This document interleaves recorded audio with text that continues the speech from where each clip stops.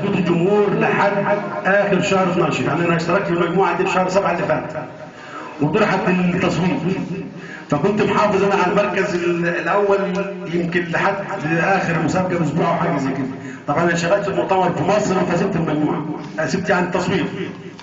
فبعد كده باقي دور النقاد. الجماهير ليهم 20% من التصويت، اما النقاد فليهم 80%. اشترك في المسابقه دي 22 مجموعه خصوصيه، 22 مجموعه خصوصيه من مختلف انحاء مصر. فكان بحمد الله طبعا توفيقه انا اخذت المركز الاول، والاستاذه غاده هيك التي كتبت الدراسه هي من اخذت المركز الثاني.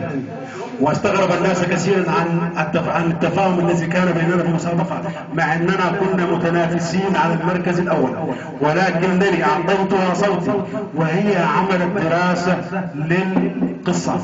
اتصل بي الاستاذ عماد علي قطري يوم 31/1 على ما اظن، وابلغني اني فزت بالمركز الاول، ولكن اخبرني بان لا اصرح بهذا الا بعد ان ينشر المركز الخبر.